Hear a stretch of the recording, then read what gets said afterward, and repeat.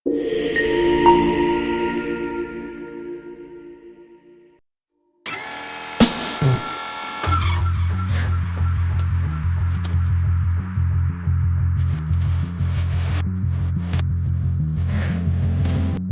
The lord. ప్రభువును రక్షకుడైన యేసుక్రీస్తు పరిశుద్ధ నామమునకు మహిమ కలుగును గాక. మీ అందరికీ కూడా యేసు నామం పేరిట వందనాలండి.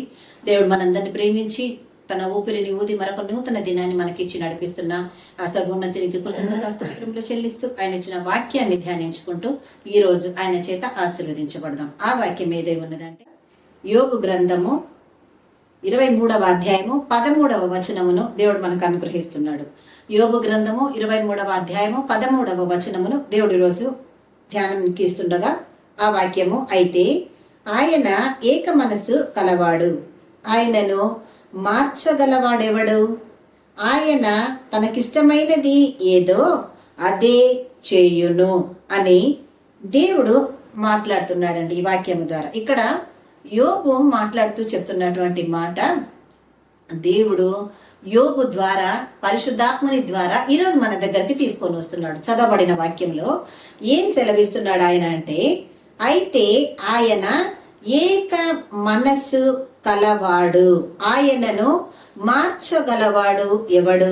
ఆయన తనకిష్టమైనది ఏదో అదే చేయును అని దేవుడు సెలవిస్తున్నాడు. ఇక్కడ యోబు, భక్తుడైన యోబు దేవుడి పాద సన్నిధిలో ప్రార్థన చేసుకుంటూ దేవునితో ఆయన అడుగుతున్నాడు, నేను ఏదైతే మాట్లాడుతున్నానో ఆ మాట నా స్వాధీనములో ఉంది. అంటే నా స్వాధీనములో ఉంది అని అంటే దేవుని చిత్తముతో నేను మాట్లాడుతున్న ప్రతి మాట దేవుని యందు భయభక్తులు కలిగిన మాట ఏముంది. నేను దూషించే మాటనో, దేవునికి వ్యతిరేకంగా మాట్లాడే మాటనో, లేక దేవునికి వ్యతిరేకంగా ఉన్న క్రియలు కలిగిన వాడునో నేను కాను. నేను ఆలోచించే ప్రతి తలంపును నా దేవుడు ఎరిగి ఉన్నాడు. కాబట్టి నేను నడిచే ప్రతి మార్గము కూడా నా దేవుడికి తెలుసు అని ఆయన సెలవిస్తూ ఆయన అనుకుంటూ, నా పాదములు ఆయన అడుగుజాడలు విడువక నడిచినవి, నేను ఇటు అటు తొలగక ఆయన మార్గమును అనుసరించి తిని, ఆయన పెదవుల ఆజ్ఞను నేను విడిచి తిరగలేదు. అంటే నేను ప్రతి విషయంలో కూడా నన్ను పిలిచిన నా దేవుడికి, నన్ను ఏర్పరచుకున్న నా పరలోక తండ్రికి మహిమకరముగా నేను జీవిస్తున్నానని ప్రతి మాట ద్వారా తను దేవుని దగ్గర మాట్లాడుతూ ఆయన అంటున్న మాట, అయితే ఆయన ఏక మనసు గలవాడు, ఆయనను మార్చగలవాడెవడు? ప్రియ దేవుని బిడ్డ, ఈరోజు దేవుడు నీతో మాట్లాడుతూ ఆయన సెలవిస్తున్న మాట, ఆయన ఏమై ఉన్నాడని నువ్వు నేను మనము ఈ సృష్టి గ్రహించాల్సింది ఏంటంటే, ఆయన ఏక మనస్సు కలవాడు. అంటే ఆయన ఏకమైన మనసుతో, ఒకే ఒక్క మనస్సుతో ఆయన ఉన్నాడు. అందరికి ఒకటే మనసు ఉంటుంది కదండి అని అనుకుంటామేమో, కానీ మన మనసులు ఎటువంటివో, పూటకొక మతి తప్పుతుంది, ఇంకొకటి సెకండ్కి ఒక ఆలోచన మారుస్తుంది, ఇంకొక విధంగా ఆలోచిస్తుంది. మన ఆలోచన, మన మనసు మన స్వాధీనములోనే ఉండదండి అసలు.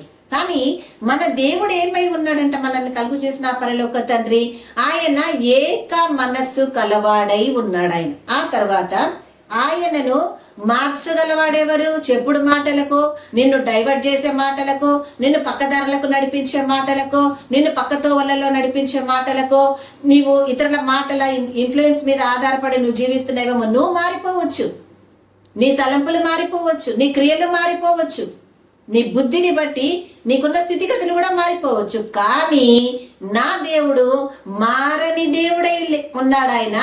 ఆయనను మార్చగలిగిన వాళ్ళు ఎవరు లేరండి. అంటే నీ దేవుడు ఏక మనస్సు కలిగిన దేవుడై ఉన్నాడు, ఆయనను మార్చగలవాడు ఎవడునూ లేడు. తర్వాత ఆయన తనకిష్టమైనది ఏదో అదే చేస్తాడు అని ఇక్కడ యోబు అంటున్నాడు. అంటే అర్థం ఏంటి?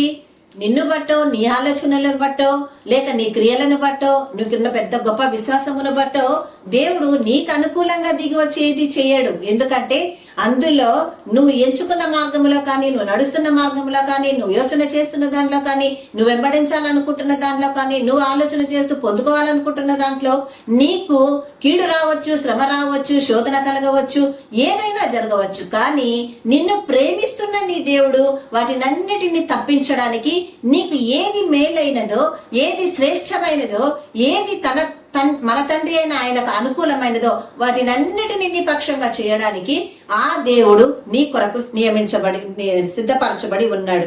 ఆయన సెలవిచ్చే మాట, ఆయన తనకిష్టమైనది ఏదో అదే చేయును. కాబట్టి నీ పట్ల ఆయన కలిగి ఉన్న తలంపును ఎవరో వచ్చి మార్చే అధికారం ఆయన ఎవరికి ఇవ్వలేదండి.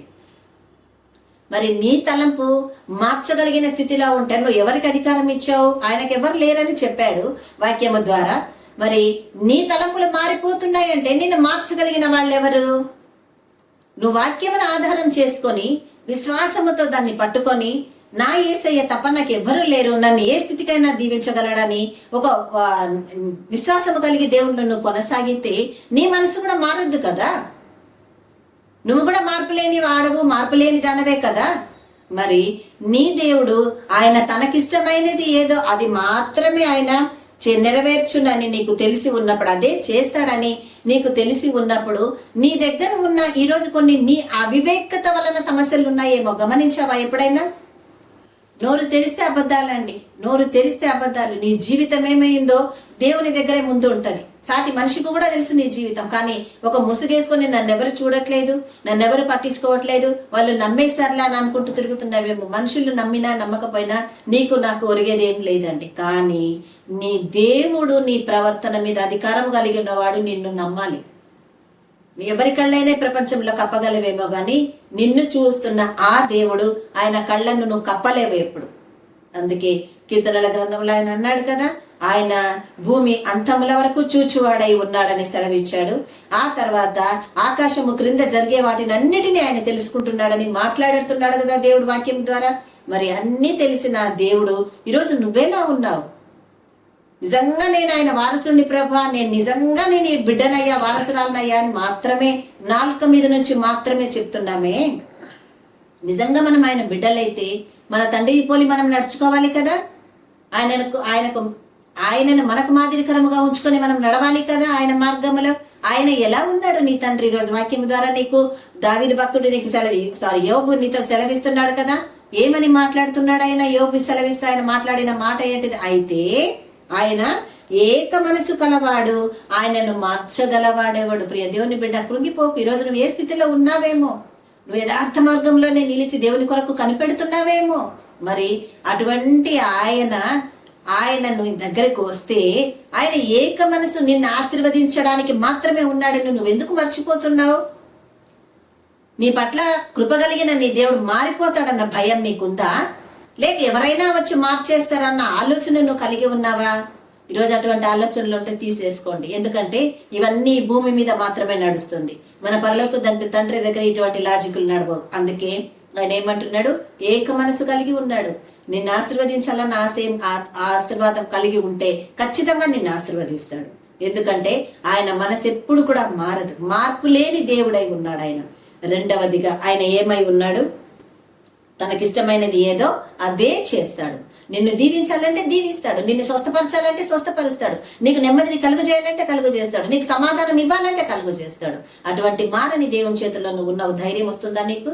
ఈ ధైర్యం నాకు ఇచ్చిన ప్రభా నీకు వందనాలు తండ్రి నువ్వు స్తుతించగలిగితే ఈ వాగ్దానాన్ని నువ్వు స్వతంత్రించుకొని ఆయన మహిమపరచగలవు. ప్రార్థన చేసుకుందాం. హల్లెలూయా, హల్లెలూయా, హల్లెలూయా, హల్లెలూయా.